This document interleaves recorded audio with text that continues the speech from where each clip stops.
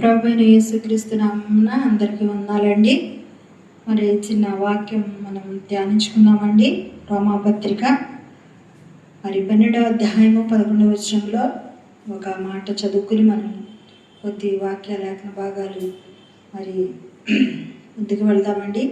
ఆసక్తి విషయములో మాంద్యులు కాక ఆత్మయందు తీవ్రత గలవారే ప్రభువును సేవించుడి. మరి ఇక్కడ ఆసక్తి విషయంలో మాంద్యులు కాక, మరి మాంద్యులు కాకుండా ఎలా ఉండాలంట? ఆత్మయందు తీవ్రత గలవారై ప్రభువుని సేవించాలి. మన ఆత్మ తీవ్రత గలవారై ప్రభువుని సేవించాలి. మరి ఆసక్తిలో మనం కూడా దేవుని విషయంలో మాంద్యులు కాకుండా ఉండి మరి ప్రభువుని సేవించేవారుగా ఉండాలని దేవుని వాక్యం సెలవిస్తుంది. మరి ఆసక్తి కలిగి మనం ఉండాలని దేవుని వాక్యం సెలవిస్తుంది. కాబట్టి మరి అలాగే సంఖ్యాకాండం 25వ అధ్యాయము 13వ వచనం మనం ఒక మాట చదువుకుందాం. చూడండి, సంఖ్యాకాండం పాత నిబంధనలో మరి సంఖ్యాకాండం 25వ అధ్యాయము 13వ వచనం మనం చదువుకుందామండి. ఇక్కడ కూడా ఒక విషయం ఉంది. అతడు తన దేవుని విషయమందు ఆసక్తి గలవాడే ఇశ్రాయేలు నిమిత్తము ప్రాయశ్చిత్తము చేసెను. మరి అతడు తన దేవుని విషయమందు ఆసక్తి గలవాడై కదా, మరి దేవుని యందు ఎలా ఉన్నారంట? ఆసక్తి గలవారమై ఉండాలి. దేవుని పట్ల కూడా మనం ఎలా ఉండాలంటే ఆసక్తి కలిగి ఉండాలని దేవుని వాక్యం సెలవిస్తుంది.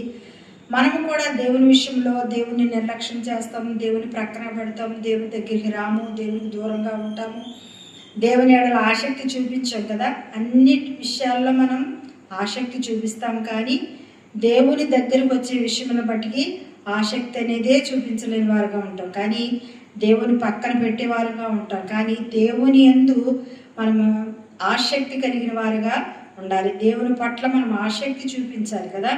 ఆయన సేవించే విషయంలో, ఆయన స్తుతించే విషయంలో, ఆయన మహింపరిచే విషయంలో, ఆయన కనపరిచే విషయంలో, మరి ఆయన స్తుతించే విషయంలో, అన్ని విషయాల్లో మనం ఏం చేయాలి? దేవుని విషయంలో ఆసక్తి చూపించాలి కదా.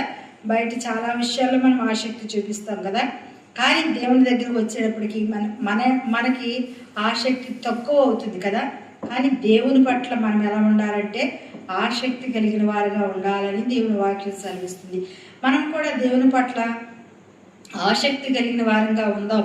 అలాగే కీర్తన గ్రంథం 69వ దావిది కీర్తన 9వ వచనం మనం చదువుకుందామండి.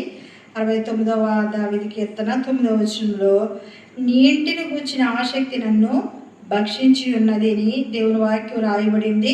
మరి ఇక్కడ దావీదు భక్తుల ద్వారా రాయబడింది. మరి మనము కూడా దేవుని మందిరం పట్ల కూడా ఎలా ఉండాలి? ఆసక్తి కలిగి ఉండాలని దేవుని వాక్యం సెలవిస్తుంది. మనము కూడా దేవుని మందిరానికి వెళ్ళే విషయంలో, దేవుని మందిరానికి వచ్చే విషయంలో, దేవుని మందిరం విషయంలో, మరి మనం దేవుని సన్నిధికి వచ్చే విషయంలో కూడా మనం ఎలా ఉండాలి? ఆసక్తి కలిగి ఉండాలి. మరి దేవుని సన్నిధి అంటే ఈనాడు చాలా మందికి ఆసక్తి తగ్గిపోయింది కదా. కరోనా వచ్చి రాకముందు ఒక పరిస్థితి ఉంది, కరోనా వచ్చాక ఒక పరిస్థితి ఉంది, కరోనా అయిపోయాక పూర్తిగా మరి దేవుని సన్నిధిలో మరి ఆసక్తి తగ్గిపోయిన వారుగా ఉంటున్నారు కదా. కానీ దేవుని మందిరం పట్ల మనము ఆసక్తి కలిగిన వారుగా ఉండాలని దేవుని వాక్యం సెలవిస్తుంది కదా. దేవుని సన్నిధికి రావాలి. ప్రతి కూడుకుల్లో కూడా మనం ఉండాలని దేవుని వాక్యం సెలవిస్తుంది. విజ్ఞాపన కూడుక, అలాగే ఆదివారం కూడుకుల, అలాగే ఇశ్రాయేలు కూడుకుల, ప్రత్యేకమైన కూడుకుల, మరియు మీటింగ్స్, ఇంకా అనేకమైన కూడుకుల్లో మందిరంలో మనం ఏం చేయాలి? చేరి రావాలని దేవుని వాక్యం సెలవిస్తుంది. మనము కూడా దేవుని మందిరంకి వచ్చే విషయంలో ఆసక్తి కలిగిన వారిగా ఉండాలి. కానీ మందిరానికి రాకుండానే మానేసి ఇంటికాడ కూర్చొని కబుర్లు చెప్పేవాళ్ళు ఉన్నారు, మార్కెట్కి వెళ్ళే వాళ్ళు ఉన్నారు, ఫంక్షన్కి వెళ్ళి ఉన్నారు. కానీ అన్నిటికీ ఆసక్తి ఉంది, కానీ దేవుని సన్నిధికి రావడానికి ఏమాత్రము కూడా ఆసక్తి లేని వారుగా ఉంటున్నారు. కానీ దేవుని మందిరం ఎడల మనం ఎలా ఉండాలి? ఆసక్తి కలిగిన వారిగా ఉండాలి. దేవుని సన్నిధి ఎడల ఎలా ఉండాలి? ఆసక్తి కలిగిన వారిగా ఉండాలని దేవుని వాక్యం సెలవిస్తుంది. అలాగే అపోస్తల కార్యములు 17వ అధ్యాయము 11వ వచనం చూద్దాం. చూడండి, అపోస్తల కార్యములు 17వ అధ్యాయము,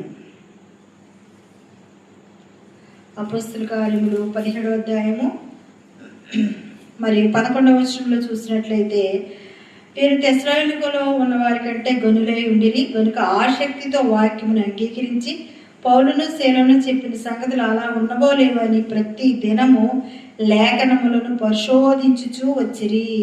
మరి ఇక్కడ మరి పౌలు శీలలో మరి బెరయాలో తెస్సలోనిలోకి మరి ఉన్న వారికంటే గనులైరి కదా. మరి ఆసక్తితో వారు వాక్యాన్ని ఏం చేస్తున్నారంట, అంగీకరిస్తున్నారంట. మరి తెస్సలోనికలో ఉన్న వారి కంటే గనులైన వారుగా ఉన్నారని దేవుని వాక్యం సెలవిస్తుంది కదా. మరి ఇక్కడ బెరయాలో ఉన్న స్త్రీలు పురుషులు అందరూ కూడా తెస్సలోనిలో ఉన్న వారి కంటే వీరు వాక్యంలో ఎలా ఉన్నారంట, ఆసక్తి కలిగిన వారు ఉన్నట్లుగా కనపడుతుంది. ప్రతి దినము లేఖనములను వారు ఏం చేస్తున్నారంట, పరిశోధిస్తున్నారంట. ఆసక్తితో వాక్యాన్ని విన్నారు, ఆసక్తితో వాక్యాన్ని అలా ఉన్నబోలేవో పరిశోధిస్తున్నారు, వాక్యాన్ని వారు గట్టిగా పట్టుకున్నట్లుగా కనపడుతుంది. వారికి ఎంత ఆసక్తి కలిగిన వారుగా ఉన్నారు కదా. పౌలు శీలలో మరి వాక్యాన్ని చెప్పారు. ఆ చెప్పిన వాక్యాన్ని విన్న వాక్యాన్ని కదా మనం ఏం చేస్తాం, వింటాము, విన్నాక ఇంటికి వెళ్ళాక బైబిల్ తీసుకెళ్ళి ఒక పక్కన పెట్టేస్తాం కదా. కానీ వీళ్ళు అలా కాదు, విన్న వాక్యాన్ని వెంటనే వాళ్ళు ఏం చేశారంట, బైబిల్ తీసి అలా ఉన్నవో లేవో వారు ఏం చేశారంట, లేఖనాలని పరిశోధించారంట. బెరయ స్త్రీలు ఉన్నారు, పురుషులు ఉన్నారు, అందరూ కూడా వారు పరిశీలన చేస్తున్నారంట. వాక్యం ఎడల వాళ్ళు ఎలా ఉన్నారంట, ఆసక్తిగా ఉన్నారంట కదా. అవును, మన వాక్యం ఎడల ఆసక్తి వారిగా ఉండాలి. దేవుని సన్నిధికి వచ్చి వాక్యం వినిట్లో ఆసక్తి కలిగిన వారిగా ఉండాలి. వాక్యం చదువుట్లో ఆసక్తి కలిగిన వారిగా ఉండాలి. వాక్యాన్ని గైకుంట్లో ఆసక్తి కలిగిన వారిగా ఉండాలి. మనం కూడా వాక్యం విషయంలో ఎలా ఉండాలి, ఆసక్తి కలిగిన వారిగా ఉండాలని దేవుని వాక్యం సెలవిస్తుంది. మనము కూడా దేవుని సన్నిధిలో మరి వాక్యం విషయంలో మనం కూడా ఆసక్తి చూపించేవారిగా ఉండాలి కదా. దేవుని దాసులు చక్కని వర్తమానాలు అందిస్తున్నారు సన్నిధిలో. మరి దేవుని దాసులు చక్కని వాక్యాలు మనకి బయలుపరుస్తున్నారు కదా. మరి దేవుడు వాక్యాలు మన మధ్య ఉంచుతున్నప్పుడు మనం కూడా వాక్యాన్ని ఏం చేయాలి, ఆసక్తి. బెరయలో ఉన్న వారందరూ కూడా స్త్రీలు పురుషులు అందరూ కూడా మరి వాక్యం ఎడల వారు ఆసక్తి కలిగిన వారిగా ఉన్నారంట కదా. మరి మనము కూడా మరి తెస్సలోనికలో ఉన్న వారి కంటే బెరయలో ఉన్నవారు ఇంకా గనులుగా ఉండి ఆసక్తి ఎడల వాక్యం ఎడల ఆసక్తి కలిగిన వారిగా ఉన్నట్లుగా కనపడుతుంది. అలాగే యాకోబు రాసిన పత్రిక 5వ అధ్యాయం 17వ వచనం కూడా మనం ఒక మాట చదువుకుందాం చూడండి. యాకోబు రాసిన పత్రిక 5వ అధ్యాయము యాకోబు రాసిన పత్రిక 5వ అధ్యాయము 17వ వచనంలో ఒక మాట మనం చూస్తున్నామండి. మరి మనం కూడా మరి ఆత్మయందు తీవ్రత కలవారి ప్రభువుని సేవించాలి ఆసక్తి కలిగి.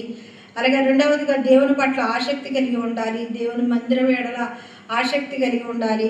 దేవుని వాక్యం ఎడల ఆసక్తి కలిగి ఉండాలి. అలాగే మరొక మాటగా యాకోబు రాసిన పత్రిక 5వ అధ్యాయం 17వ వచనంలో ఏలియా మన వంటి స్వభావం గలవాడు మనుషుడే, వర్షింపకుండానట్లు అతడు ఆసక్తితో ప్రార్థన చేయగా 3.5 సంవత్సరముల వరకు భూమి మీద వర్షింపలేదు. అతడు మరలా ప్రార్థన చేయగా ఆకాశం వర్షం ఇచ్చిన, భూమి తన ఫలము ఇచ్చెను. ఇక్కడ ఏలియా మన వంటి స్వభావం కలవాడే, కానీ అతడు ఎలా ప్రార్థన చేస్తున్నాడంటే ఏలియా ఆసక్తితో ప్రార్థన చేస్తున్నాడు. మన వంటి మనుషు స్వభావం గలవాడే కానీ ఆసక్తితో ప్రార్థన చేస్తున్నాడంటే ఏమని, 3.5 సంవత్సరాలు భూమి మీద వర్షింపలేదు.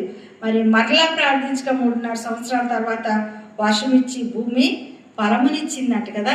అంటే ఏలియా ఎలాగ ప్రార్థించాడు, మరి ఆసక్తితో ప్రార్థన చేయగా దేవుడు గొప్ప కార్యం జరిగించాడంట కదా. మరి భూమి కదా, మరి ఆకాశంలో మరి వాన కురవకూడదని ప్రార్థన చేశాడు. భూమి మీద ఒక చుక్క కూడా నీరు పడకూడదని ప్రార్థన చేశాడు. అలాగే జరిగింది. మరలా మరి ఆకాశం నుంచి వర్షం కురవాలి, మరి భూమి మీద వర్షం రావాలని ప్రార్థన చేశాడంట కదా. మరి భూమి 3.5 సంవత్సరాలు వర్షం కురవలేదు, మరి పంట పండలేదు కదా. మరి ప్రార్థన ఎంత కార్యం చేసిందో కదా. మరలా ప్రార్థించగా భూమి పంట పండిందంట కదా. మరి అవును, మరి ఏలియా మన వంటి స్వభావం గలవాడు ఎలా ప్రార్థన చేశాడు, ఆసక్తితో ప్రార్థన చేశాడు. మనం వస్తాం దేవుని సన్నిధికి, ప్రార్థన చేస్తాం, ఇంటికాడ ఉన్న ఏదో 4 మాటలు చెప్పి ఆమెనంటాం, మరలా ప్రార్థన చేస్తాం, ఏదో ఆమెనంటాం. అలాగే దేవుని సన్నిధికి వస్తాం, ప్రార్థన చేస్తాం, ఏదో 4 మాటలు చెప్పి ఆమెనని అంటాం. కానీ ఆసక్తితో, మరి ఏలియా ఆసక్తితో ప్రార్థన చేశాడట కదా. మనం కూడా దేవుని సన్నిధిలో ఆసక్తితో ప్రార్థన చేస్తేనే దేవుని కార్యాలు జరుగుతాయి కదా. ఆసక్తితో నువ్వు ఏ ప్రార్థన చేసినా కూడా, ఆసక్తి లేకుండా ఏ ప్రార్థన చేసినా కూడా దేవుడు వినడు, దేవుడు కార్యం కూడా చేయడు కదా. ఏలియా ప్రార్థన చేయగా మరి ఆకాశం నుంచి వర్షం కురవలేదు, మరలా ప్రార్థించక ఆకాశం నుంచి వర్షం కురిసిందంట కదా. ఎంత గొప్ప కార్యమో కదా. మనం కూడా ప్రార్థన ఎందు కదా ఆసక్తితో, మరి ఏలియా వలె మనం కూడా ఆసక్తితో ప్రార్థన చేయాలి. ప్రార్థన చేయడం ద్వారా దేవుడు మన జీవితాల్లో కూడా గొప్ప కార్యాలు చేస్తాడు. అలాగే 2వ కొరింథీ పత్రిక 9వ అధ్యాయము 2వ కొరింథీ పత్రిక 9వ అధ్యాయము 1-2 వచనాలు. పరిశుద్ధుల కొరకైన ఈ పరిచయం గురించి మీ పేరట వాక్యత్యం లేదు, మీ మనసు సిద్ధమై ఉన్నది నేను ఎరుగును. అందువలన మరి ఇక్కడ మనం చూసినట్లయితే మాసిదోనియ వారి ఎదుట అతిశయపడుచున్నారని మీ ఆసక్తిని చూచి అనేకులు ప్రేరేపింపబడిరి. మరి మాసిదోనియా వారి ఎదుట అతిశయపడుచున్నాను, మీ ఆసక్తిని చూచి అనేకులు ప్రేరేపింపబడిరి. పరిశుద్ధుల కొరకైన ఈ పరిచయం కొరకు మీ పేర వ్రాయుటకు నాకు అగత్యము లేదు కదా. మరి ఇక్కడ పరిచర్య విషయంలో మనం ఎలా ఉండాలంట?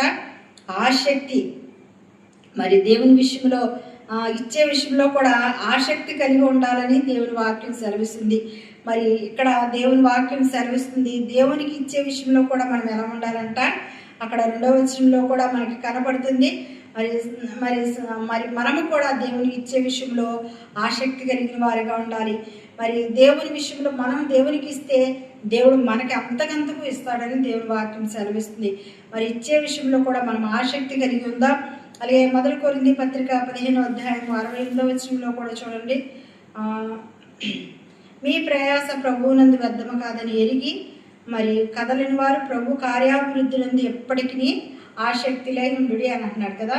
మరి ఇక్కడ మనం కూడా దేవుని పరిచర్యలో ఆసక్తి కలిగిన వారిగా ఉండాలి ఎప్పటికీ కదా. మరి ప్రభువునందు మీ ప్రయాస వ్యర్థము కాదని దేవుని వాక్యం సెలవిస్తుంది. మీరు ఎంత దేవుని పరిచర్యలో ఉంటే, ఎంత పరిచర్యలో ఆసక్తి కలిగి పరిచర్య చేస్తే దేవుడు అంతగా ఆశీర్వదిస్తాడు కదా. పరిచర్య ఎడల మనం ఆసక్తి కలిగి ఉండాలి. దేవుని మందిరంలో చేపలు వేయడమా, తొడవడమా, కడగడమా, భోజనాలు వడ్డించడమా, గ్లాసులు తీయడమా, ఇంకా అనేకమైన పరిచర్యలు ఉన్నాయి కదా. ఆ పరిచర్యలన్నిటిలో కూడా మనం ఏం చేయాలి? ఆసక్తి కలిగిన వారుగా ఉండాలి. మరి పరిచర్యలో కూడా మరి యేసు ప్రభు తను తగ్గించుకుని పరిచర్య చేయడానికి వచ్చాను కానీ పరిచర్య చేయించుకోవడానికి రాలేదని, మరి పరిచర్య ఆయన ఎంతగా తగ్గించుకుని చేశారు కదా యేసు ప్రభు. మనము కూడా మరి ప్రభు పరిచర్యలో తగ్గించుకుని పరిచర్య చేయాలి. యేసు ప్రభు కూడా తగ్గించుకుని శిష్యులు పాదాలు కడిగారు. ఆయన మరి ఎంతగానో పరిచర్య చేశారు కదా ఈ లోకంలో. మరి మనం ఇంకా తగ్గించుకుని దేవుని పరిచర్యలో ఆసక్తి కలిగి పరిచర్యలో మరింత ఎక్కువగా మనం పరిచర్య చేయాలని దేవుని వాక్యం సెలవిస్తుంది. మనం కూడా దేవుని పరిచర్యలో తగ్గించుకుని మరి ఆసక్తి కలిగి దేవుని పరిచర్యలో ప్రయాసపడే వారుగా ఉందాం. మరి మనం కూడా మరి దేవుని విషయంలో ఆసక్తి కలిగిన వారుగా ఉందాం.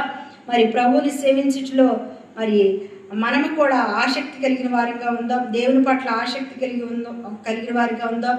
దేవుని మందిరం పట్ల ఆసక్తి కలిగిన వారంగా ఉందాం. దేవుని వాక్యం ఎడల ఆసక్తి కలిగిన వారంగా ఉందాం. దేవుని ప్రార్థన యందు ఆసక్తి కలిగిన వారంగా ఉందాం. దేవునికి ఇచ్చే విషయంలో ఆసక్తి కలిగిన వారంగా ఉందాం. దేవుని పరిచర్య చేయడంలో కూడా మనం ఆసక్తి కలిగిన వారంగా ఉందాం. ఆయన త్వరలో రానే ఉన్నారు. మరి ఇంకా ఆయన మరి ప్రభు అయిన యేసుక్రీస్తు వారి తండ్రి నుంచి కుమారుడు ఈ లోకానికి వచ్చి మన కొరకే చనిపోయి సమాజసేవుడు తిరిగి లేచి మళ్ళా వస్తానన్న యేసు ప్రభువునందు మరి నీ విశ్వసించినట్లయితే యేసయ్య నా పాపాలు క్షమించండి, ఆయన క్షమించి నీ కుమార్తెగా చేసుకుంటానన్నాడు. ఆయన విశ్వాసం ఉంచితే ఆయన క్రీస్తు రక్తంలో ప్రతి ఒక్క పాపాన్ని నుండి క్షమించి ఆయన కుమార్తెగా చేసుకుంటానన్నాడు కదా. మరి ఆసక్తిగా దేవుని యందు వచ్చినట్లే గొప్ప రక్షణ నీకిచ్చి ఆయన కుమార్తెగా చేయబడతామని దేవుని వాక్యం సెలవిస్తుంది. దేవుడి కొద్ది వాక్యాన్ని దీవించును గాక. ఆమేన్.